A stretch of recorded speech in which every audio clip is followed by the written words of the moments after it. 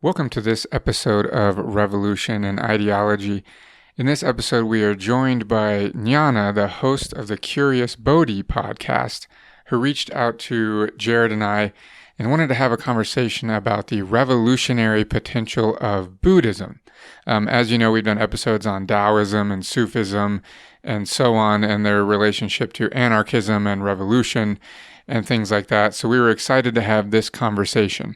Jnana lives in Portugal, so we were recording this episode over Skype. As a result, the audio quality isn't exactly as good as we would have wanted it. It's not ideal, but it's good enough. So just bear with the audio issues, and we hope you enjoy this episode. It starts out with Jnana sort of talking about her motivation for contacting us and what she really hopes to accomplish in the episode. Yeah, thanks for having me on, guys. I reached out to you because I believe that the world is changing at a very, very fast pace, and we need a revolution, but a different kind of revolution. And I will get to that later, a spiritual revolution. So I thought that we could tie in our ideas of social structures and what we could do, maybe fire up some ideas for our audience on how to positively change the world together. Perfect. Sounds good. We're excited. So Jared's going to kick us off. I guess I should say we're going to break this into sort of three parts. Jared's going to give us a little bit of the historical context for Buddhism, its origination, and sort of Buddha's life. Then Jnana is going to go over kind of the spiritual philosophy of Buddhism and her experience there. And then the third part will be us talking about the revolutionary potential of Buddhism today, sort of subjectivist revolution, and so on. So Jared's going to pick us off. Yeah, this is going to be relatively brief compared to maybe what some experts on Southeast Asia would have to contribute here. But I'm going to make it like as quickly as possible to kind of talk about the fact that we do consider the subjectivist revolution of Buddha as like revolutionary, even for the era of, like the 5th, 6th century BCE. So we pick up really to kind of set the table for what he was able to accomplish in what is known as the Vedic age. So it's between 1500 and 500 BCE.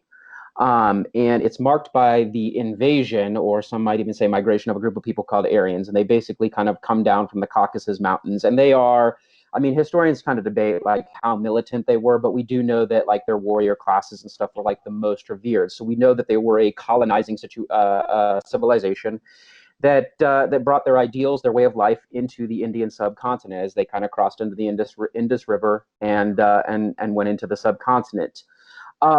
They brought with them language, both oral and written. That language eventually developed into what we know as Sanskrit, and Sanskrit was then, of course, carved into stone, written on whatever they could find. And what was written is kind of what I want to focus on. They were stories. They were stories that basically celebrated the ideals of this Aryan colonizing civilization and some of the synthesis they made with perhaps surviving indigenous groups there, maybe from like the city-states around Harappa or Mohenjo-Daro and things along those lines. But those civilizations are older. I want to focus on the narratives because the narratives themselves, they serve as these things that we've talked about in our podcast before, ethically constitutive stories that basically rationalize a way of life. And unfortunately, parts of this way of life that were brought in by the Aryan migration were about subordination, exploitation, control over both material and ideal resources. These were all important parts of what the Aryan civilization brought. I don't necessarily know enough about what the civilizations that predate the Aryans had there, if they had these same types of exploitation or relationships of subordination and subjugation, but that's not necessarily relevant to what we're talking about today. I do want to focus on like what the Vedic age was about. And undoubtedly it led to like growth. It led to a little bit of stability, we might argue. But like I said, the biggest part of this is it led to exploitation, and that exploitation was rationalized through narrative. These narratives, of course, are known as the Vedas themselves. Hence, we get the name the Vedic age. They were religious, they were philosophical, they were cultural, they were social. Some even dealt with like economics. They dealt with, of course, proper ways to engage in relationships, whether those relationships are with superiors or subordinates, a little bit of filial piety there, or whether those relationships were marriage or relationships with your children. They basically kind of guided the proper way to conduct oneself. The problem here that we're running into is that those stories were written by a very specific, or written or told, let's be clear here, by a very specific storytelling class known as the Brahmin. And they were able to use those stories to, of course, lift themselves up above other groups. The Brahmin were able to then co-opt the material leaders, i.e. princes, kings, or maybe better known as Rajas, to work with them. So basically you have these Rajas that kind of control like the material world, and the Brahmin that kind of control the ideal and the narrative world. And they're working together to basically create class stratification. And that class stratification worked for them as they were able to procure either ideal or material benefits, depending on which class we're talking about. Right below them, needless to say, I already mentioned like kind of like a warrior like mentality of this Aryan group would be the warrior like class. They would be the next like highest revered in this system. And eventually what we're going to see develop over time because of these narratives that are in the Vedas is we're going to see a harder establishment of these classes, so hard that eventually we'll just stop calling them class and we'll start calling them caste, to where this is where you are going to be for the entirety of this particular life. We still see a little bit of circular philosophy in this like Brahmanic age, in that like you can still improve upon your situation if you follow what the narratives tell you. These narratives provide you with some sort of like moral code of conduct, framed as what we would now call like dharma. But again, for that specific life, you would be stuck in this caste system. And if you followed your dharma the way you were told or the way you were socialized into through these stories, you could improve upon your situation later on in life. So real quickly, like these castes are split into like varna, these like strata. At the top, we've already mentioned the Raja and the Brahmin. Below them, the warriors, or the Kshatriya. I can never pronounce it correctly, so excuse my pronunciation. And on down the line, below them, we have the Vaishya, the Sudra, and at the very bottom, we have the Dalit, or the Untouchables, which are a little bit later addition. I don't necessarily want to get into them, but I want to kind of read a quote here, and it's from one of my favorite articles that I assign in my courses. It's called Buddha as a Revolutionary Force, and he talks about how the socialization through narrative basically kind of also works at the lower caste level and helps them stratify themselves. This is what Wadia had to say. He said, every caste, except, of course, the highest, the Brahmins, admits the superiority of some other caste, but it is scrupulously regards itself as a superior to some other caste, an excellent exemplification of the simultaneous working of the superiority and inferiority complexes, so much so that even the most despised outcasts have adopted their own aristocracy in the form of the right-hand people and the left-hand people, each priding itself on its own superiority. Buddhism was far too democratic for such a society. And obviously, Wadia here is going to basically make the argument that Buddha's subjectivist way of thinking ultimately did attempt to upend that system. Now, whether it had a lasting effect or not is a debate we might get into a little bit later. But I want to stress that these castes become, and again, this is about a 1,000-year process, become very entrenched in the subcontinent. And basically, again, they do this, it's supported through narrative. And if the narrative is not good enough, there is enforcement through the warrior caste. So you feel kind of stuck in your situation. And that situation subordinates you. You, of course, feeling like the figurative you also being above others, unless of course you're a Dalit caste, are looking for others to subordinate yourself, so you can kind of situate yourself in this sort of life, right? And it's all rationalized idealistically for material purposes. So some of the stories that I think everyone's kind of familiar with would be like the Rig Veda, which is the first Veda, the Upanishads. I'm not going to go through like all of these different stories, but one of the things that is important for us to understand is these stories don't just lift up the status of castes above oneself. They also deify really like the Brahmin because of their connectivity to the gods. Gods including, of course, Vishnu and Shiva and Brahma, all of these important gods that kind of reflect like this, I want to say metaphysical, cosmic strata that is used to gauge Dharma. And the important part of the Dharma is the Dharma, through their judgment, will affect one's karma, and that karma is what dictates where someone will go in their next life. I think that's probably enough there. I could probably go on and on about this, but I don't know that I really want to. There are a couple of key terms I want to throw in there that are established through these stories, these early Vedas. Samsara are the cycles of rebirth. Dharma, as I've already discussed, is the moral law and truth as framed by the Brahmin, co-opted by the Raja. Karma is the detail of one's moral energy and its stakes for the next life. Moksha is what everyone's trying to eventually achieve, and that would be release from the wheel of life. And of course, Brahman, rather than Brahmin, is the understanding of ultimate reality. Like I said, I went through that relatively fast. I just flew through 1,000 years of history, but I don't want to spend a lot of time on it. I want to get to Jnana here and her interpretation of Buddhism. But I do want to talk about a couple of the important stories that helped establish it further towards the end of this like Vedic age, and that would be the Ramayana and the Mahabharata. Specifically, the Mahabharata's most impactful sixth book. It's called the Bhagavad Gita. These are still wildly celebrated stories today, not just in India, but throughout the world. The Ramayana, of course, is the wonderful heroic story of Rama and his quest to save, of course, his queen Sita. But here's the thing, as wonderful as these stories are, they definitely establish some very hard lines regarding gender, regarding class, regarding means to achieve one's goals. These lines, like I said, are the lines that kind of rationalize the caste system in a way, and some might even argue patriarchy and a whole host of other things. Same with the Bhagavad Gita. As wonderful it is that Lord Krishna comes down and gives Arjuna the gift of yoga, there are still some very hard lines drawn that, again, unless you're like reading between the lines, you're not necessarily, you're just going to think it's a wonderful story of the coming of Krishna and, of course, the growth of Arjuna as a leader and all these other things. But if you're reading between the lines, you can see how this might socialize groups into being okay with this caste system of exploitation. I'd probably summarize those two stories way too quickly for Indian literary critics, but I want to keep moving. The part I really want to get to is at some point, there are going to be people that begin to question this caste system, and Siddhartha is going to be one of those people.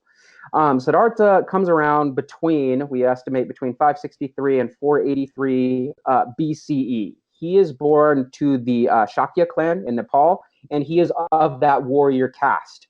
By then, the warriors are not doing as much like warring. Society's pretty well established, and so it's kind of more a life of opulence. He lives in a palace, those types of things. There was prophecy given to him as a baby that he was going to be something important. He was shielded in palaces because of this prophecy, so he wouldn't go out and maybe make any waves or changes. He ends up married at the age of 16. He bounces from the palace at the age of 29 after being tired of being kind of like stuck in this palace and not being able to see the world. So we can already see this kind of rebellious spirit there. After seeing the real world, though, it changes him. He becomes an ascetic. Why does he become ascetic after seeing the real world? Well, going back to this caste system and exploitation, subordination, and all the junk I just got done talking about, when he goes out there, he sees suffering, and that's the most important thing. He sees suffering. He sees suffering in the form of sickness and old age and poverty and all of these important things, and he needs to try and figure out a way to both cope internally with himself, and I would argue, this is my argument as well as is our other source here, Wadia's argument, that he wants to challenge the conditions, he wants to challenge the system that has created these conditions itself. That's, again, that's my opinion, but that's kind of what we're arguing here. He receives this awakening after, of course, this life of asceticism. It takes place, of course, underneath the Bodhi tree, after nearly dying of starvation, mind you. And part of this is finding this sort of middle path and this dhyana, the state of mind. He creates this Dhammapada, which is called the path to truth. Jnana is going to talk much more about that. She's also going to talk about the Four Noble Truths that are established and the Eightfold Path. I don't want to necessarily steal her thunder there, but I do want to talk about real quickly why this is important for that time and place.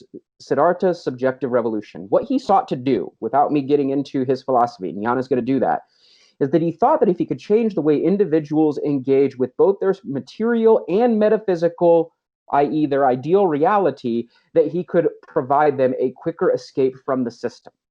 That is, again, this is kind of where we're coming from, both myself and Nick in this case, when I say we're and this idea that he was attempting a subjectivist revolution. The argument is such that if one changes the way one thinks about the world, one can eventually change their material conditions. And if enough of those individuals change the way they think about the world as individuals, then the system itself must change to react to it. I probably won't talk a whole lot more of the rest of this episode, but to kind of like, I guess, drive the stake into this argument, Buddha and some other important teachers like Mahavira, who is the founder of Jainism, they made enough of a dent into this caste system, this Brahmanic caste system that I all too inadequately just described, enough to where this system needed to reinvent itself, and we get the establishment of what is now known as Hinduism.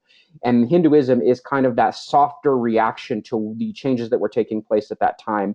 I don't necessarily want to go too much further into this because I do really feel like Jnana is going to now dig into the details that I glossed over, not the historical details, but the details of what Buddhism was teaching, the subjectivist change. So with that, do either of you have questions before we kind of switch gears and go to Jnana? What was Buddha teaching, and why does it create subjectivist change? Nope, I'm good. Let's go. Okay. Yeah, let's go. Cool. So I just want to start with a little story of mine. I had a series of awakenings. Ever since I was a child, I was interested in the deep questions of life, but I had a serious series of spiritual awakenings that kind of led me to overhaul my life and my lifestyle. So I used to be a big city girl. I was making a lot of money. I was doing all the right things in all the right places, but something was dissatisfying about that, and I followed my intuition to a place where I could relax. So I used to live in London, and now I live in Portugal. It could be a long story, but I won't make it long, very short. I now have time and space to really contemplate and follow the Dharma, and we'll go into what the Dharma is in a second. But that's kind of my background, and we'll get into the juicy part of what is Buddhism really about. So I'll put this question to the audience and also you guys. It's not really a personal question. It's more of a practical question for you both, Nick and Jared. But do you believe that there's a way to lasting peace, happiness, and fulfillment? I don't know.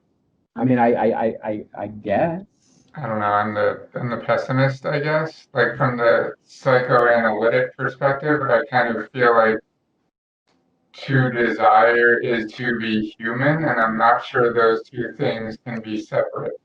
So we've done episodes on like Taoism and Sufism in the past. I'm a little bit more well connected to those two philosophies, and I think I'm more well connected because I want to believe that there is that kind of path, right? Like, and those two philosophies speak a little bit more to me, at least personally, than Buddhism. That's why I'm so glad that you're here and you're going to kind of help us walk Buddhism in this way. But I think one of the reasons they speak to me is I agree with Nick a little bit in that ideal that, like, man, absolving oneself of desire or craving almost completely is quite difficult, whereas some of these other philosophies allow for such through a more pure moral way, right? Like Sufism. For listeners that don't know, go back and listen to our Sufism episode. It kind of goes into this idea of overcoming oneself, overcoming the ego, but doing so in a way that actually seeks to like achieve that path that Jnana is talking about. So anyway, I'm done talking about that. I want Jnana's now kind of response to us. Okay. Well, that's a good point because there are different paths for different people. One of my favorite things the Buddha ever said was there are 84,000 doors to enlightenment.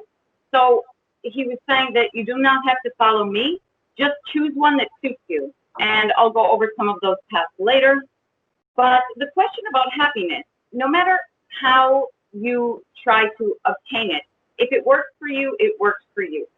But it would be a terrible trick of nature to instill in every human being on the planet the desire for peace, happiness, prosperity, and something intangibly joyous. We actually want bliss or happiness, as I say. Words are tricky, but there you go. So if you say, yes, there's a way to happiness, the Buddha showed how you can obtain it. And if you say no, then I would ask, what are you doing on the earth? If you don't want to be happy, what are you striving for? And that's just sort of a general practical question. But if we all want to be happy or satisfied, the Buddha laid out the Four Noble Truths. And these are the essence of Buddhism. So the first noble truth is that life is suffering.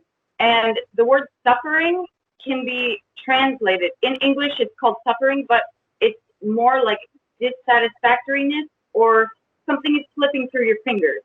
The scenarios of life are always shifting and changing, and something comes and then it goes.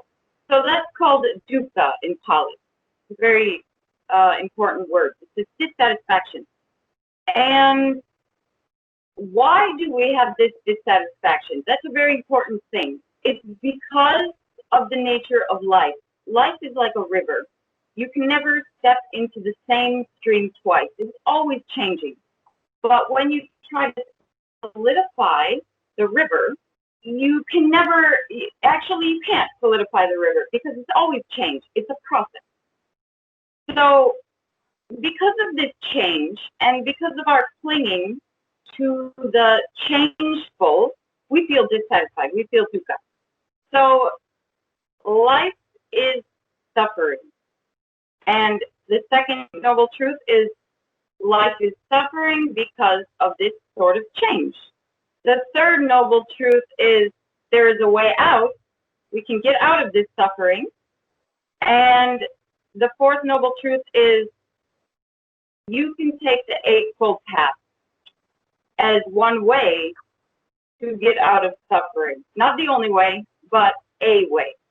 So the reason he laid out the Eightfold Path instead of something else is because he saw a need at the time, and maybe Jared is familiar with this in the history of people and how they acted and reacted in history. But at his time, he realized that people were highly logical and needed a system of steps, stages, and numbers to follow. So everything in Buddhism is numbered, like the Four Noble Truths, the Eightfold Path. Mm-hmm. Everything is highly numbered. So the Eightfold Path starts with right view.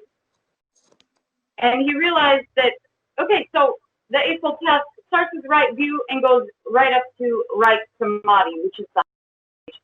And they go in order of sort of logical conclusion. You need the right view to be able to know where you're going. So you say, oh, I'm experiencing dukkha. I'm experiencing all these changes. I'm dissatisfied. What do I need to do? I need a view. I need to know where I'm going.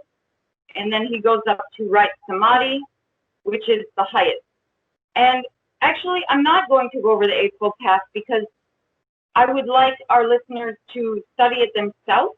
I don't want to be very rigid about the Eightfold Path in particular, because actually it's today, I don't think it's the most relevant part of Buddhism or being a Buddhist per se. The essence of Buddhism, beyond these very scriptural points, is that it's about total liberation, or what he called nirvana or nibbana in Pali. And this is actually the goal. So within Buddhism, although I say it is not a religion, it is more like a guide or a philosophy or an inspirational path. There are different types of Buddhism that people follow, such as Theravada, Mahayana, Tibetan, or Tantric. Tibetan and Tantric are two Zen and Dzogchen. So I follow more the Dzogchen way of liberation. And this kind of throws out the need for a logical set of steps and numbers, although some people do need that. And it goes straight into the question of who am I and what needs to be liberated. And this is done through being aware. So it's a very expansive process. It's not about reading. You don't have to read any books. You just meditate, and you can do this in any way. You don't have to be sitting still, but you sort of expand your mind rather than contract it and hold down and concentrate. Before I go into like the most, what I think is the reality, like the bottom line of Buddhism through all of what I just said, I just want to say that there are many sister paths, like Jared noted. So Advaita Vedanta, Sufism, definitely, Sanatana Dharma, which is called Hinduism. They're all looking for the same exact thing, and that's liberation. It's just different ways of practicing. The bottom line in Buddhism, or what the Buddha was, who he was, and who we are too, because we are the Buddha as well, is that he was a non-dualist. So all these paths are non-dual. Non-dual means not two. So there's no separation between me and Buddha. There's no separation between me and Jared, or me and Nick, or Nick and Jared, or me and a flower, or anything at all. Not necessarily pantheistic or panentheistic, but the way that the Buddha found that reality works is that we're all sort of a cosmic love soup, and that's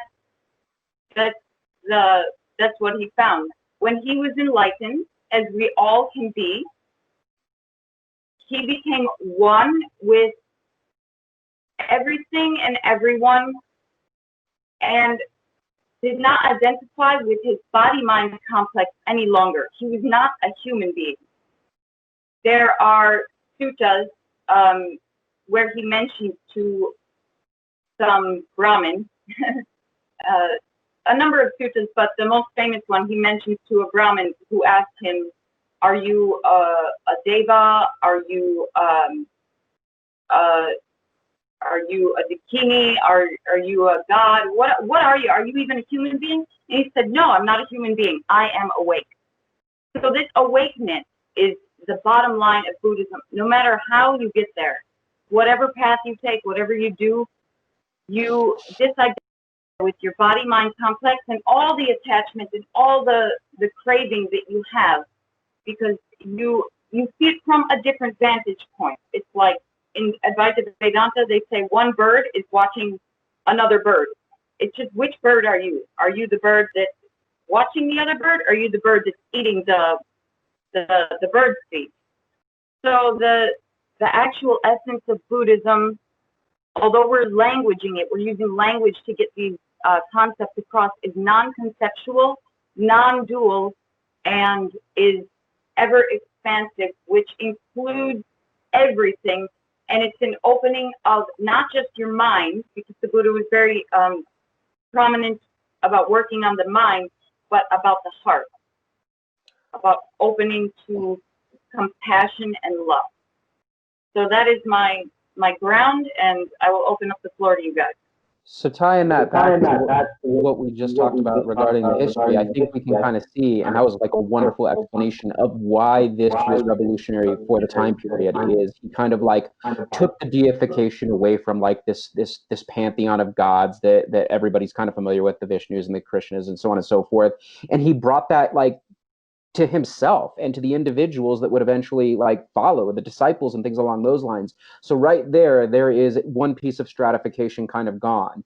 And that kind of like little anecdote you gave about when he gave the response to these Brahmin that were questioning about his essence, like his essence is his. It's no longer theirs to dictate. He's now dictating his essence.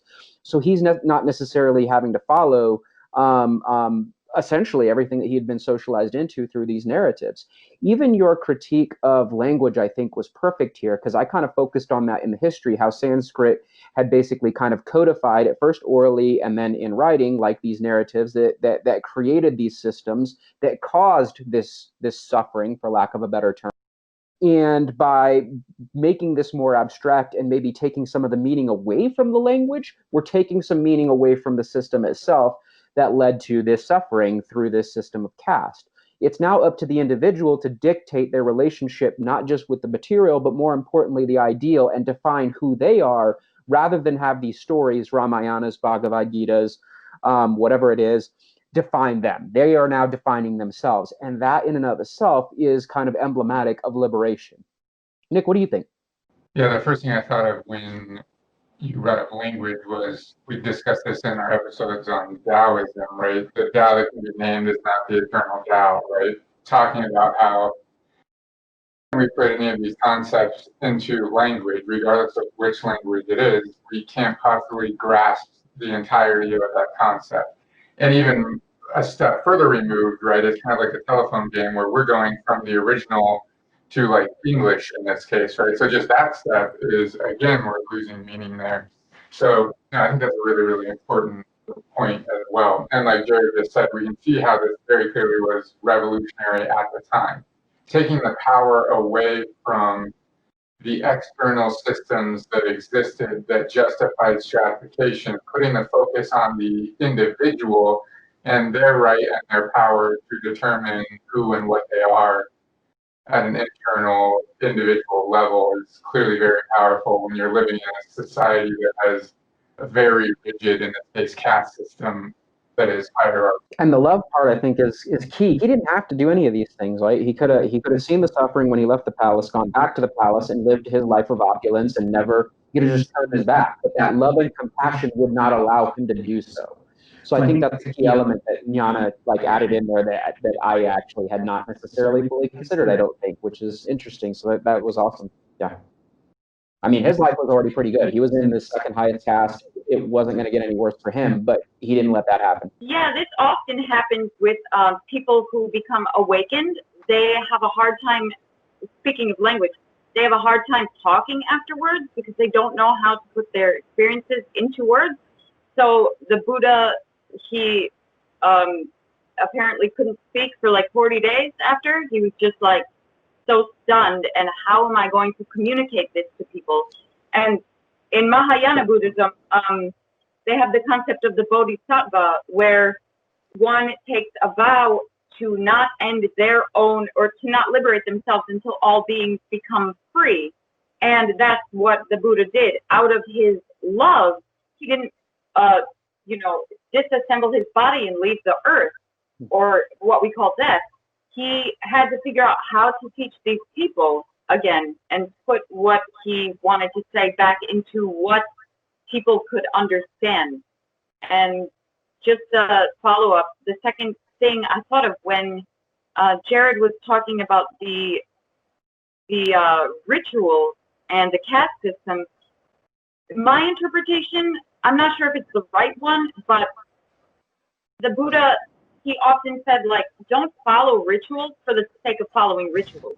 Don't just slaughter animals. You think you're going to appease some god because there's probably no proof of that, and you're just wasting your time. So he are not necessarily atheists because they have a plethora of different realms in the wheel of samsara called the Kala Chakra. They have devas, dakinis, asuras, hungry ghosts. They have hell realms. It's like beyond the scene over there.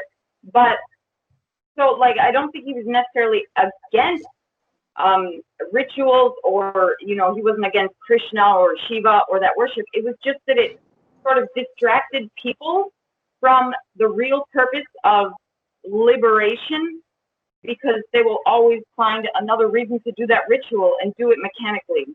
You know what I mean?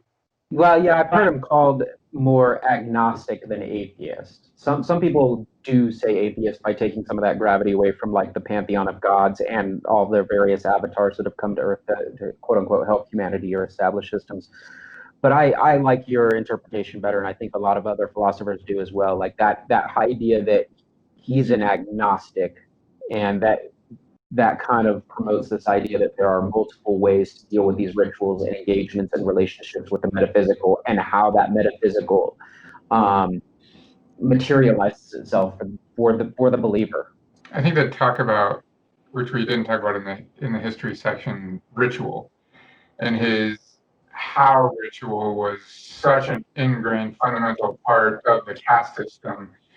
And so why that's an important part of Buddha's teaching is, like Jnana was saying, it's not anti-ritual in the sense of like absolutely don't ever do anything that could be potentially ritualistic, but ensuring that you're doing it for the right reasons, not because you've been indoctrinated and they're like oppressive and dictating your day-to-day life, but to ensure that you're doing the rituals that have your best interest in mind, and that you're doing them in a way that is sort of, I don't want to use the term enlightened in this context, but you're aware of what you're doing and why you're doing them and how they serve your path to liberation and help others in that way as well. Yeah, and liberation from that cycle, that stems. I mean, you're trying to achieve that kind of that break free. He calls it, of course, nirvana, but like that idea of creation, maturity, death, right? I mean, that's literally what we see, like Brahma, Vishnu, Shiva. Like that's the cycle, and it's through the incarnation of those individuals as like deities that we see that perpetuated through like not just like the stories, but the rituals to those cycles. And I think a perfect real world example is I've talked to many people who like practice some form of Buddhism, whether it's just meditation or yoga or whatever, and like they meditate every day at this time for this amount of time, and if they miss one of those days, they like it just completely derails them, and they like are really hard on themselves. And like I try to tell them, like, if that's the case, you're missing the point, right?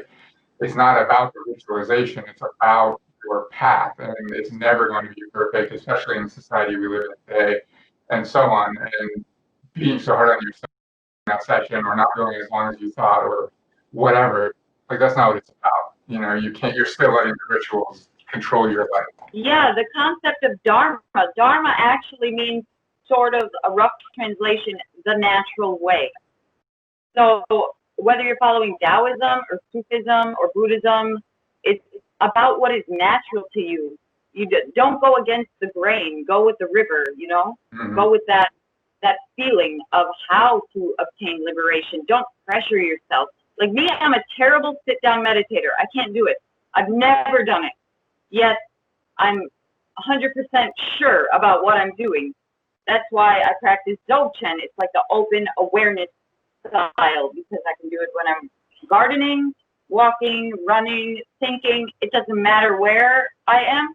So it's sort of about finding your ritual, but then when that works and wears off, then you don't need it anymore. It's gonna work. I think that changing of the definition of Dharma through Buddhism is one of the important kind of like revelations as to how revolutionary it was as well. Because again, like Dharma for that long period of time under the Brahmin was like a moral code, and that moral code was theirs. They wrote, quote unquote, or told, or taught, or socialized that code, and that is kind of those are the vested stakes that they put for subordinates to make sure that they followed essentially what the Brahmin and the Rajas wanted them to do. So by changing the definition of Dharma, I think that in and of itself is true as well, because it's about liberation. Because this was a tool that was used to subordinate for centuries, and then it wasn't. So anyway, like I guess we can kind of like now cross over. We understand that Buddhism was a revolutionary force at its time, and I think one of the interesting things is that it was so revolutionary that it inspired counter-revolution, as I've already mentioned, and Brahmanism eventually, after a couple of empires and Ashoka and so on and so forth, evolved into kind of a more softer form of itself, i.e. the various Hinduisms. And that's kind of revolutionary in and of itself, that it forced the dominant system to change. It was reactionary, but one of the interesting parts I think that a lot of people forget when they think of Buddhism is that it is Indian. I mean, it's Indian, and it's now a minority philosophy in India, minority to, of course, Hinduism, Islam, and a host of other philosophies. However, Buddhism did travel up north into Tibet, into China, eventually into Southeast Asia, eventually into Korea, eventually across the Sea of Japan into Japan, and it became a relatively popular philosophy in all of those places, and I would argue partially because of its revolutionary spirit. So that spread is wildly important. And from all of these different places, it of course is now spread to quote unquote the West, us here. And we want to talk about its revolutionary appeal through like its spread reveals its revolutionary appeal. What does this revolutionary appeal mean for us in 2020 when we might not have as you know what, I'll flat out say it. We do have a caste system. It might not be outlined as cleanly in some sort of like holy set of texts or anything along those lines, but it's there. We have a caste system, we have inequality, we have exploitation, we have, to be blunt, we have suffering, we have global suffering. We have 2 million people living below the poverty, 2 billion people, let me be very clear, living below the poverty line. We have nation states that are constantly at war with each other. There is a war going on somewhere in the world 100% of the time, right? We have, obviously right now, if we want to date this episode a little bit, we have the spread of a pandemic. I mean, people growing hungry. We're literally destroying our environment. Like what moronic species destroys its habitat, like to the point where it will no longer be able to live there anymore. Like there is clearly still suffering. I could go on and on with all of the ills that are facing us on a global level, but I guess I'll stop now. I think our listeners probably kind of understand where we're going with this. There are a lot of problems. There is suffering. How can Buddhism potentially, through a subjectivist revolution, help set both first individuals to change, and thus those individuals to eventually, through their change the systems in place that have us on this wildly unsustainable trajectory? What do you think, everybody? Let's start with, I think, defining what a subjectivist revolution is. We've used that term many times at this point. So the idea of subjectivist revolution is that through changing yourself, like in this case, we're talking about Buddhism specifically, that can result in social, societal level change also. And Jared talked about, I mean, the example of this of Buddhism itself and how Buddha changed himself to such an extent, and then others followed suit, that society at the time was forced to modify Hinduism, etc. So our question is, I think, what is the potential of Buddhism today in modern Western society to change society? And that's really, I think, the question that we want to answer. So I don't know who wants to take it from there. I think Jnana should take it from there. So I think everything starts with the individual, because everybody believes they're an individual, right? I don't think anybody will say, I'm not an individual. Like, we all believe or think we're an individual. It's when we get way too individualistic problem, because then we stop caring about other people, we stop caring about our environment, we stop caring about animals, and we stop caring about each other, and we commodify things. So, like when, to give you an example, somebody who's a hardcore capitalist and all they're striving for is money their whole life and never takes time to self-reflect, may not ever question themselves even as an individual. What am I doing? Where am I going? Who am I? How am I affecting other people? So we may always have individuals who are quote unquote left out or who don't care. That's like practical. But if you do care and you start to question your own narrative, what, how you were brought up, what's acceptable socially, culturally, why you have shame, why you have guilt, why you have depression, why you're not happy, things like this, then you can really open the way to start to expand your mind and start to answer your questions. And once you start to answer your questions, it may become apparent that Buddhism, or following a way to liberation, is a good start, because in all of these ways to liberation, they all include compassion or wishing goodwill to other beings. So, for example, we have loving kindness meditation. It's imagining you wish goodwill to everybody, not just your friends and your family, but your enemies or people who feel neutral, or your neighborhood or your country, or and eventually the whole world. So you can really work with the practice to instill it in yourself to motivate goodwill, compassion, and loving feelings towards other beings, which makes you a better individual at first, a more kind, more gentle, more open, more more strategic in this world rather than reactive. And if we can get enough individuals to do that, even before they come to total liberation, I think that's like a really good start. What do you guys think? I think that first step obviously is key. I'm going to try and track everything you said because that was a lot of wonderful things. Like the first step was like question, right? Like just like Siddhartha did when he left the palace and saw things that did not align with his socialization. These things, I mean, he saw suffering in all of its manifestations, old age, sickness, etc., poverty. And he questioned the socialization. And I think that's what you just said, like kind of question. Again, we don't necessarily have 1 to 3 like holy stories that kind of like that socialize us. It's a whole plethora, like so many. In fact, we have an episode on how many. It's called Narcotizing Dysfunction. But they all kind of like rationalize our situation in the world, rationalize what's going on. For the capitalist, rationalize why this person sees nothing but green. They look at a tree and they don't see a tree, they see paper or a log or furniture or something like that, right? Like that's they weren't born wanting that. They've been socialized into it, and we must get them to start questioning. We'll go Western philosophy for just a second, but I equate Buddha's leaving the palace to like Plato's allegory of the cave, where the prisoner leaves the cave, right? So a little bit of Western philosophy mixed with Eastern philosophy here, but I see that. So I think that's like the first part is we need to wake up. You said awakening, we need to wake up. That would be the first thing that the Buddha can teach us is how to wake the fuck up, right? Nick, what do you think? Yeah, I agree. I think that the concept of awakening can very clearly be applied to modern Western society to help us, perhaps differently, I think, than the Buddhist awakening, but to help us understand the ways that we are exploited and as a result, why we are so unhappy.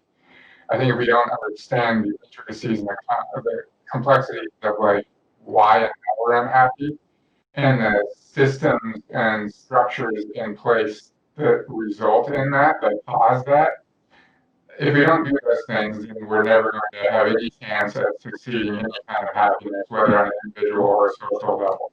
And like, if you look at history, Jared, you're the expert on this. Like, how many revolutions have we had?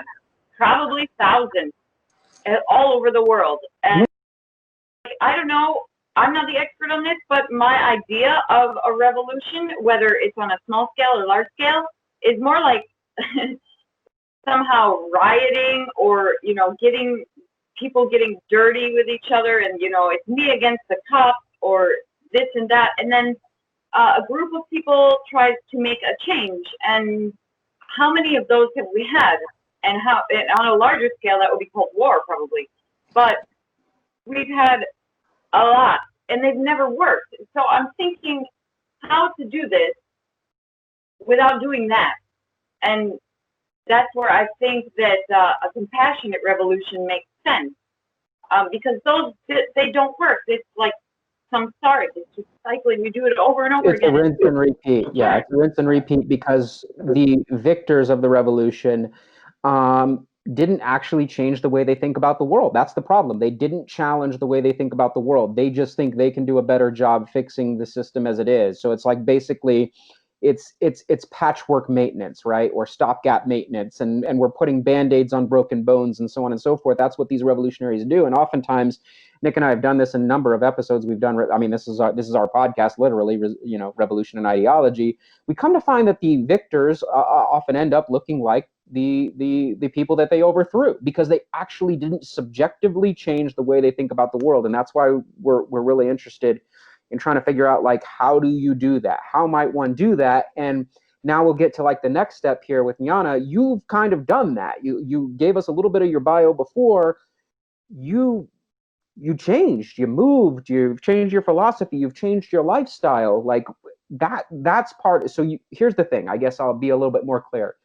in Yana's case, what I'm interpreting, and she's going to speak for herself in just a second, but like she woke up and then she changed. And I want to talk about like, so the awakening, you challenged those stories, the beliefs, all that stuff, and then you changed. Like, how did you do that? Like, how, that's what we really want to know. You changed. Well, I realized at some point I was on the hamster wheel.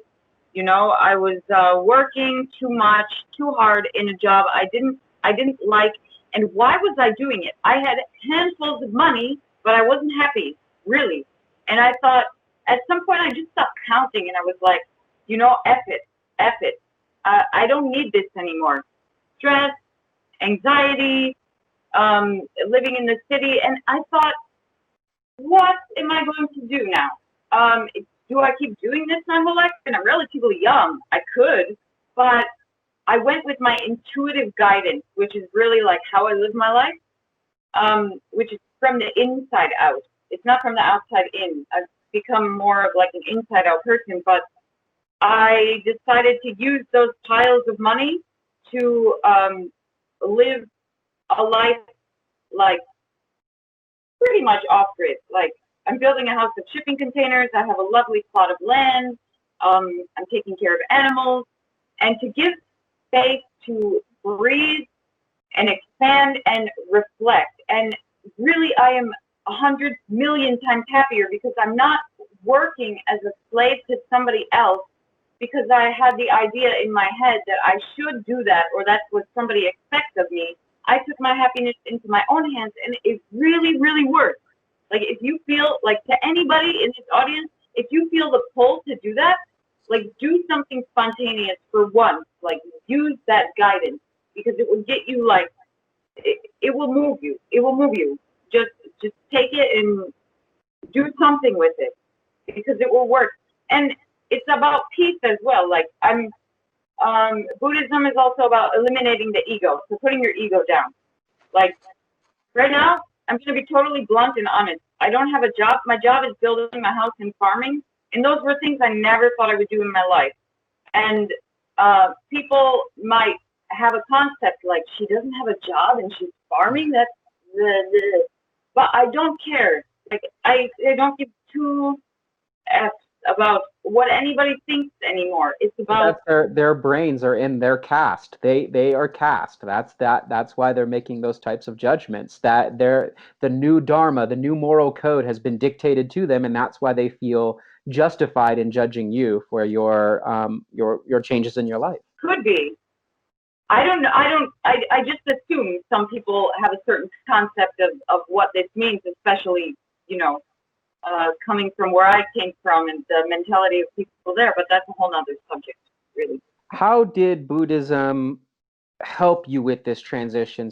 Like, are there any like specific like memories that you have of like how both with your study of the philosophy, how that helped with this whole transition that you made? I'm always keeping in mind, always, and this is like almost on a constant basis, that everything is changing and slipping through my fingers.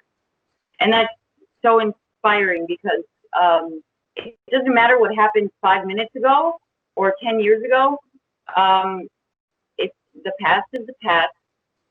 All we have is now, and the future didn't arrive, so we can sort of plan for it, but don't get your feathers ruffled about it. So I'm just thinking about how life is like a process rather than an end point all the time. And that really helps because you're not solidifying anything too much and getting too, you know, entangled with it. You're sort of just relaxing and like, oh, today is today, and that went like that, and everything's pretty sound. So how did you discover Buddhism? You mentioned this kind of like break in your life where you realized you had this job and you lived in the city and you had money, but you like were not happy. Did you discover Buddhism and then arrive at that point, or did you arrive at that point and then afterwards discover Buddhism? Well, actually, I discovered Advaita Vedanta first, before Buddhism. And that was when I was opening my business in London. And I actually went into massive amounts of debt at that time. So I was literally suffering. I was I didn't know where I would eat next. You know, it was that bad. very bad story, but it was through that I found the inspiration that there is more to life than just what my circumstances are at the moment, and they will change, and I will get through it. So I found Advaita Vedanta, which I'm not sure if my listeners are familiar, but it's a non-dual teaching, and that is about awareness as well. And again, I don't want to make the story really long. I want to make it short. So after finding Advaita Vedanta, everything went fine in life, materially, better and better and better and better. But then the Advaita pill wore off because it's not a long-term, it's not something you can really work with. In Advaita, it's like answering the question, who am I? And that's pretty much it. And there's no real substance behind it. Like, we wouldn't talk about social change. We wouldn't talk about the material things of life. So Buddhism kind of like, I found Buddhism because it like married the material world with the spiritual world and something substantial, like long-term to work with. So, okay, I like that part because it kind of digs into this whole idea that you were asking these questions, and it's part of like the philosophy that we teach in our courses as well as our podcast, like the ethically constitutive story. I brought it up, I don't know, at this point, 45 minutes ago or something, as to how Brahmanism was rationalized, but that's very real. Those are questions that humans seek to answer and have been for thousands of years. Why am I here? And what am I doing, or what happens in my future, or what happens when I die? And I think one of the interesting things that you just brought up is, rather than letting somebody else answer that for you, whether it was the Brahmin priests of thousands of years ago, as I was talking about, or whether it's our corporate storytellers right now telling us who we are and why we're here, you're now answering that question for yourself as a Buddhist. Now, I guess the question is, we talked about how like Buddha then taught this to other people, and that's how social change came. And then there was like counter revolution through the Hinduism, through the creation of Hinduism. But all that's in the past. What about now? So we have 8 billion people, and they're not all going to turn into Buddhists for sure. Some of them are very strong in their convictions, obviously, especially in the Abrahamic faiths. We know that. But how can this still kind of be a way that we take your individual subjectivist revolution, and I'm assuming a lot of your listeners, and hopefully a lot of our listeners, and then a whole host of other Buddhists around the world, how might there be a vision for something larger to kind of challenge that trajectory now of what I talked about, like environmental degradation and constant warfare and constant class stratification and people like, living on scraps around the world, if they're lucky, how do we scale that up, I guess is the question. Is there a way to scale that up? What do you think? I mean, this is an important question, right? And I think it's like the chicken or the egg type question, right? Do a bunch of individuals going through subjective revolutions on their own result in social change, or does society change and that results in people seeking out and experiencing this change? I mean, I think the answer is it has to be at the same time, right? It's this reflexive relationship where as people get more miserable, unfortunately, they'll be more likely to seek out alternative paths. And as more people become, quote unquote, enlightened or awoken or followers of Buddhism or any other kind of sort of liberation spiritual belief, like genuinely, I think it will begin to have more social impact and so on. So I don't know if there's like a one size fits all. How do we scale this? I think it's a really complex sort of reflexive social and individual relationship. It is complex because not everybody's going to follow the same path. That's a given. Like, I don't think there was ever a time when people all thought the same or all felt the same. It's impossible.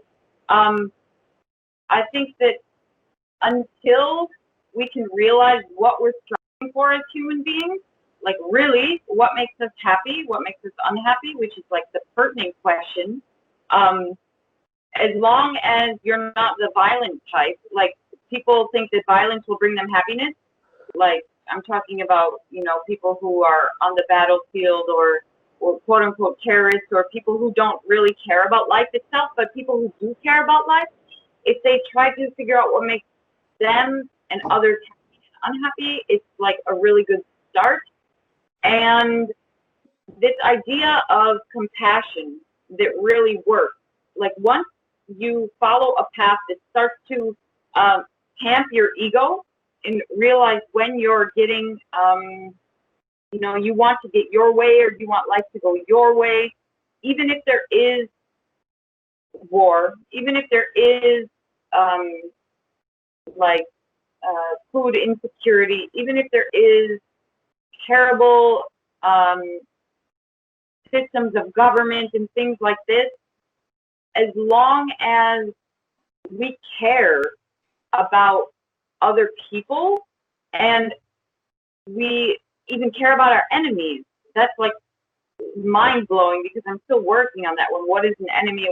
Who's the enemy? Things like this. But as long as we are compassionate for others, that's like a great way to start. I think it's just a baby step though, before we can understand what liberated beings are like, the Buddha, or if somebody's liberated, which would be great, and they're listening to this, what you think.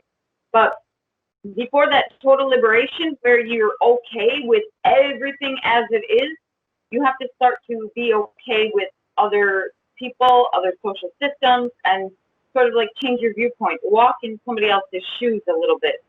You know what I mean? Yeah, no, I think one of the most powerful thing is like, aside from like, in addition to being okay with like other people, other ways of life, other systems, other beliefs, other ideals, whatever it might be, I think one of the more powerful things that you've kind of like talked about regarding like a potential subjectivist revolution is absolving yourself of like the control of the system that you're within. So that system rests, it's obviously built like a pyramid. We talk about it quite often. And if that pyramid has no base to rest upon, i.e., you exit that pyramid, whatever that exit looks like, whether that exit is idealistically or if it's actually materially, like you clearly have done both, that's one way that you can kind of like that's how that pyramid crumbles, for lack of a better term, is merely taking that base out. Now, can we get enough individuals to willingly exit, given that socialization, our stories, our Vedic age right now, for lack of a better term, to go back to the history I was teaching, is so strong. It's so entrenched. We're doing it right now. We're literally glued to a screen. And although we're talking to each other, oftentimes the screen is the vehicle of socialization, and it is pumping into our brains the very powerful narratives, the modern day Bhagavad Gita, or the modern day Ramayana, or in certain cases, the modern day Bible, or the modern day Quran, or the modern day, whatever it is, whatever that socialization is, it's being pumped into us. Is there a way?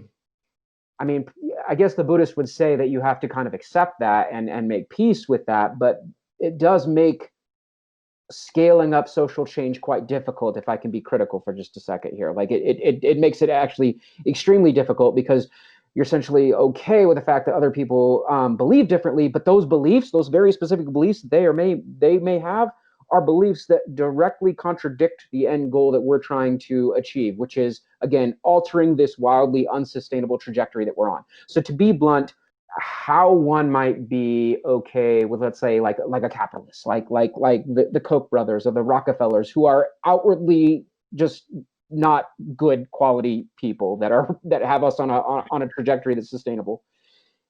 Can we be okay with that, or do we need to like scale up and like somehow find a way to challenge them? And would Buddhism provide us any sort of vehicle for like direct confrontation or challenge to those individuals? You know what? That's funny you mentioned those that. Those were some straw men I just pulled down, the Koch brothers and Rockefellers. I'm sure there's worse, but like whatever, those were straw men that popped in my mind. So, but it's good you brought that up, because I think about this often. Like right now, there's an obvious system of chaos and trying to control people that's going on with this whole pandemic. And really, the people who, people who are in the world, like 99% of people versus 1% of people, are the ones who have the power. They just don't believe they do. They believe somebody else has the power. They're not looking inside. They're looking outside for someone to blame. So they blame the government. They blame their children. They blame anyone or anything, rather than taking responsibility for why they feel the way they do. And once we take is Buddhism or any spiritual path is it should be empowering the individual. Like, you have your power, stand in your power. If something doesn't feel right to you, don't keep doing it. Like, stand in your power.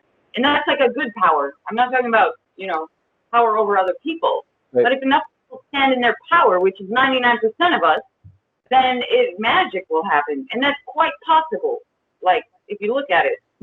The one thing that makes it difficult is like that 99% argument, and it was in one of the quotes I read earlier from Wadia, is that, like, going back to our pyramid and the caste that we're in, is we don't understand that the castes are all part of that 99%, that the castes are fractured so much that we see each other as competition, so that unification never takes place, right? Like, and for some parts of this system, it's easier for them to maybe engage in that than others, right? Like, so if you happen to be, I don't know, let's say in a sweatshop in Southeast Asia somewhere, maybe like Bangladesh or something like that, like in that specific case, I would argue that the system is very much keeping those people in change, and that no matter how much ideological revolution takes place in their brains, that's not going to change their material plight, because there are so many limitations and there's so little access to anything outside of that.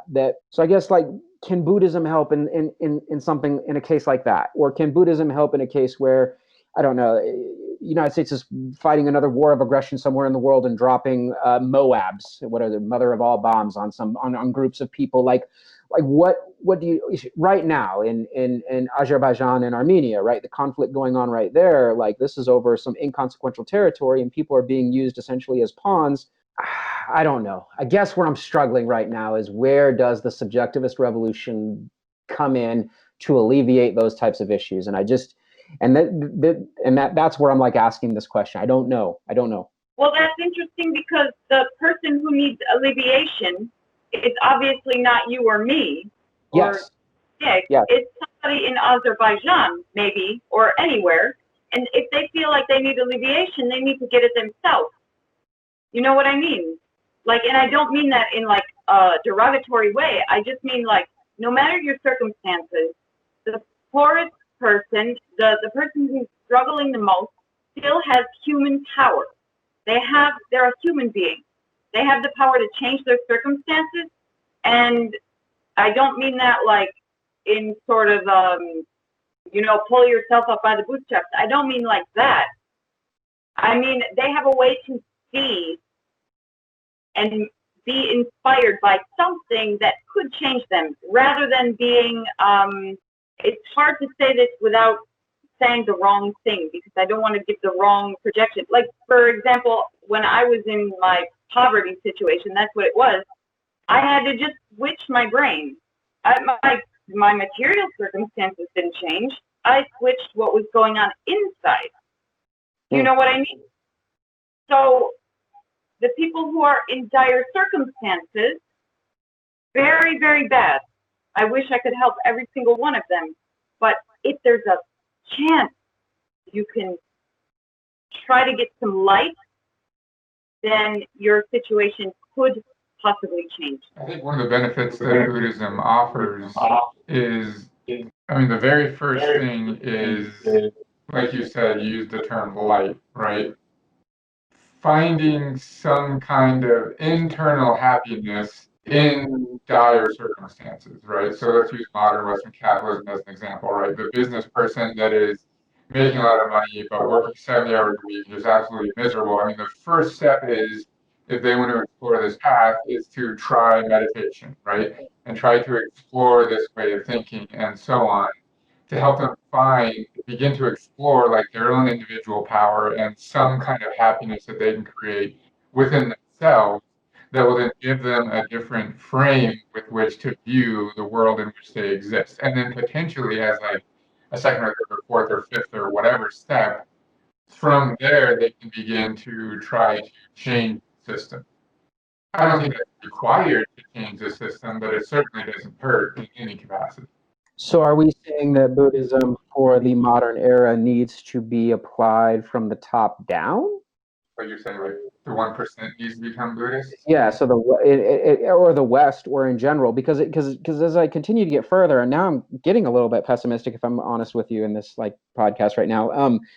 I'm trying to think of like how that immigrant in a cage at the border between the United States and Mexico can merely think their way out of their suffering. No, I actually fully agree with that. I think that it Like, needs to come from, we need it in a global context, right? It's the global 1% that needs to look in the mirror and change the way that they view the world, right? And it's their responsibility and our responsibility as members of that class to change our own system, because we have to be honest that it is our own system, our own way of living that is resulting in the conflict around the globe. And it's, you use like the sweatshop work in Bangladesh. The only reason that those material circumstances exist is because of the clothing that we wear and our absolute refusal to confront our way of life and the system in which we live, right, is creating those oppressive and exploitative material conditions in their society. So I think you're absolutely right. Like, it's up to us. yeah, Not that they couldn't also benefit from Buddhism, but if we're talking about like material change globally, yeah, we're the ones that have to look in the mirror first. Yeah, like if you have the capacity to do it, then do it.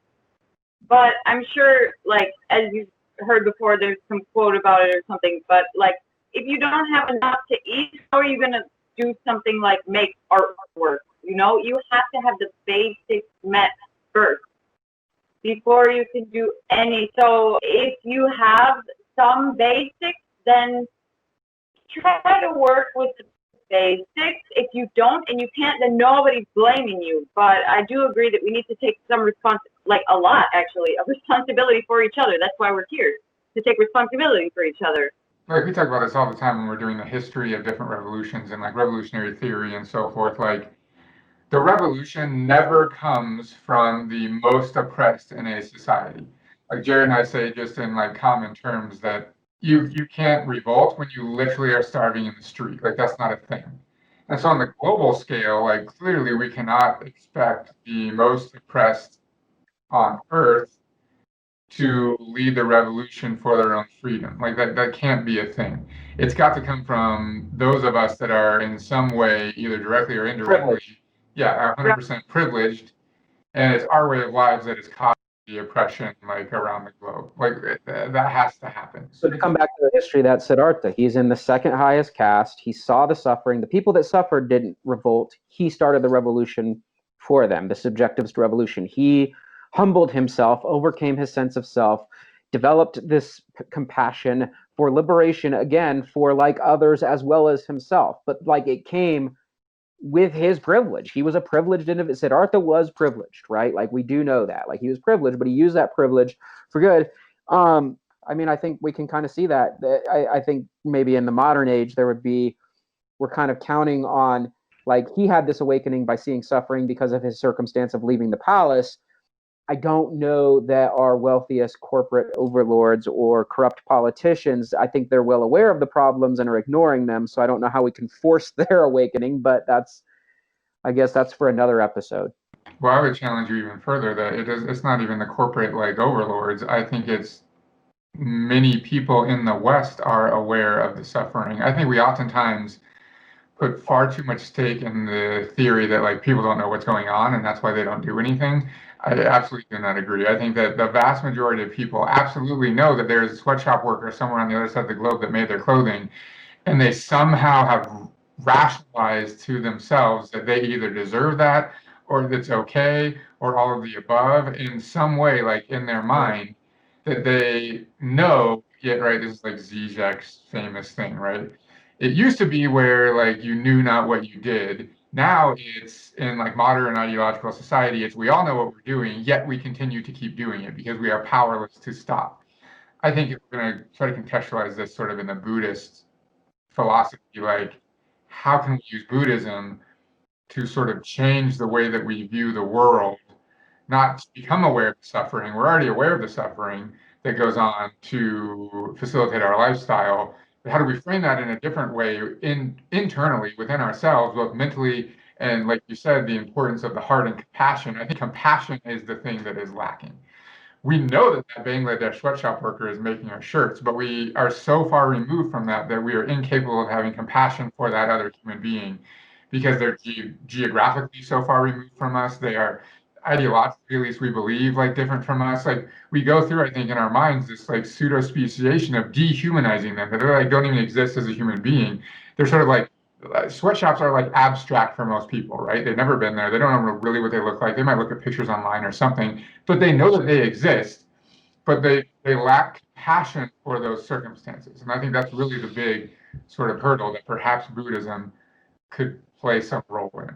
Yeah, we are like a global population now. What goes from one place can get around the world really fast. Information, technology. We have all the tools to know exactly what's going on. So we are more aware than ever. But what I think is wrong is I always am skeptical of our technological revolution and where we're going with AI and this sort of thing, because it dehumanizes ourselves and dehumanizes the human species. We are human. We're not artificial intelligence. So this keeps though we can be aware through the internet, where we get our information, that their sweatshops exist, because most people get their information this way. They've never been there. They never see these people. We need to create humanization of the human species again. We can't get information online and think we know everything and not do anything. We need to feel that we are all intimately interconnected. Any food that you just ate today, somebody worked really, really hard to make that happen. Like really, really hard. And everybody eats. So it's kind of like you cannot separate anyone or anything, no matter where they are on the globe. We need to start humanizing people again. Feel what they're feeling. You brought up earlier narcotizing dysfunction, and I think that's really, really important here, because I too am skeptical of technology in certain aspects, because I think that we are now so informed as a result of technology that oftentimes we're either completely overwhelmed and we don't know what to do, or we substitute that information for action. And so we think that because we know that like we've actually done something about it, but that's obviously not true. Yeah, the whole like trope of clicktivism and like wokeness and so on. We substitute like, oh, I like this Facebook post or signed this online petition or like whatever. We substitute that for like real world action. Interconnectivity, intersectionality, all those types of things that are like kind of catchwords, but I do think like they get missed, right? Like we work with people that are trying to make positive social change locally or nationally or whatever, but there's always some sort of like qualifier there. It's local change that matters, or it's national change that matters, or we'll focus on issue X, Y, or Z rather than seeing the global. No one ever looks at like the global connectivity. And I think that's kind of what's missing, right? Like we'll have people that are advocating for issue X, Y, or Z, and I bring up issue A, B, or C, and all of a sudden we're in disagreement, even though generally we will kind of want the same things, because I think this issue A, B, or C is more important than issue X, Y, or Z, and they think vice versa, even though in both of our minds we're trying to make the world a quote-unquote better place. I think Buddhism can provide us some of that like more macro, like global scale, that interconnectivity. I often equate that interconnectivity like that with Turtle Island, and now I'm going to a completely different continent now, but like the indigenous wisdom of First Nations here in the Americas and how they understood that. They weren't Buddhist by any stretch of the imagination, but this philosophy, most of their philosophies already revealed this interconnectivity that is apparent, right? And I think that's the part that's kind of missing now. Yeah, we could go on and on. Episode's probably getting a little bit long in tooth, but there's definitely revolutionary potential here. I like that, because I think that that's really, really key. This idea of interactivity, both in the local community and globally, and even with non-human species and so on, the environment and etc. I think that that's one of the hugest detriments to making social change and to our own mental health, is like we view ourselves as an island, right? Like I am an individual and I have to do all of these things on my own and like so on, and I'm out for my own self-interest. And I think that Buddhism can play a role in, even though its focus is finding like internal individual happiness, it's done in such a way that generates compassion for all other, I don't even say living beings, because I think that the environment and so on, right? Like we see like this sort of universal connection with all other aspects of the world. So and beyond. Buddhism's liberation from caste can be applied here as well. In this case, our castes are national, or our castes are local, or our castes are species based. Do not get me started on all the people that are trying to advocate for like people of different parts of the community, and then they're like, oh, they end up at like Carl's Jr. like or KFC. Like, are you kidding me? Like that's, but whatever. That's a whole different topic. Anyway, um, but yeah, like that's that hypocrisy, or what I want to call hypocrisy. People that are nicer might call it more of a cognitive dissonance, but whatever you want to call it, like that's caste based, and that caste is socialized. We're socialized into believing in that caste. In this case, speciesism, for lack of a better term. Like that's something that Buddhism can help us like overcome, right? Like that interconnectivity, like taking a break, like disconnecting for just a little bit from like the technological world, so that we can reconnect with the real world, the material world, or even the spiritual world. I think that's important. I mean, I think we have to be honest that the most impending catastrophe that is the biggest issue right now is climate change, right? I mean, we're just completely destroying the environment. So if Buddhism can help people feel more connected to the natural world and have a better grasp on what it means to be part of, like, the cycle of life, right? Like, I mean, that's important, because that very clearly is like lacking. We need this like huge shift in the way that people think to make them realize that what the global ecosystem is like and how it is suffering as a result of our way of being. If Buddhism can help there, like, yeah, I'm all for it. All right. Well, I don't know that we came to any like specific conclusions, but there is definitely revolutionary potential in Buddhism.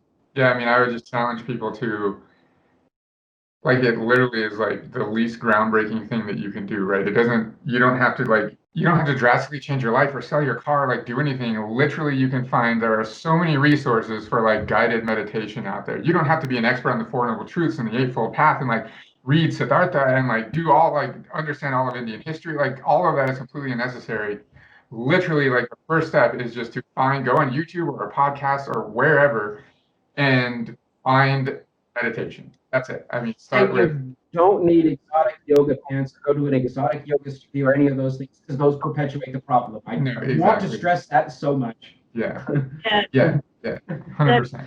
So I would challenge our listeners to just, I mean, it seems like if you're like never been exposed to stuff like this, right? It seems like so new agey and like whatever, but the whole point is that like anyone can do this, right? You don't have to buy a book. You don't have to like do this. All of this is completely necessary. There's not like this language you have to know or anything to practice it. You literally can just start at any time, find a 5-minute meditation out there, and just try it and see what happens. I also want to stress that like it's not something that you do one time and you're like, oh my God, I'm enlightened. Like my life has changed and it's over, and like I am now this like enlightened being and the world has changed. Like that's not the case, right? It's like anything else where you have to practice it and over and over again to sort of, especially in the Western world, right? Learn what it's like to have a quiet mind and like get used to that. And that really takes a lot of practice, especially we're talking about technology and like we are so just inundated with notifications and just nonstop streams of information that is really, really challenging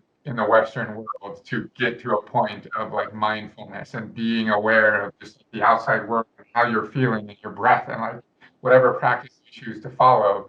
Like it takes practice. But what I say for our listeners is like just try it, right? You literally have nothing to lose. And before we get a comment on YouTube that we are speaking from a point of privilege to other privileged people, we actually know that, and that's why we're speaking to them. Again, just like we said, we don't expect the Bangladeshi sweatshop worker to stop what they're doing to meditate, because the reason they're in the state they're in is because of us. So we understand that part right there, and that's why we're actually having this conversation. So before we close out, I want Jnana, like, what do you think? What do you think of what we just got done talking about? I think that it's really important for people to stop listening to fear before they know what's going to happen. If you want to change something in you if you have the capacity to do that. And about technology, try a little bit to get off your phone, get into nature, take a walk, and notice what's around you. It's really important if we're talking about mindfulness. to be mindful of what you're doing, how you're doing it, and who is around you. Like giving a simple smile to people really makes you feel good. It makes them feel good. An acknowledgement of the human being. We are in this body. We are not machines. We are not robots.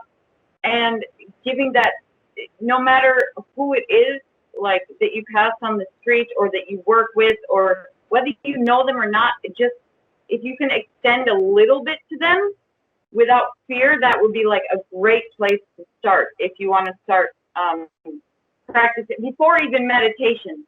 Just kind of become aware of what you're thinking, what you're doing, and in your surroundings, and you'll start to figure it out. Awesome. All right, so Jnana, why don't you tell our listeners where they can find you and your work?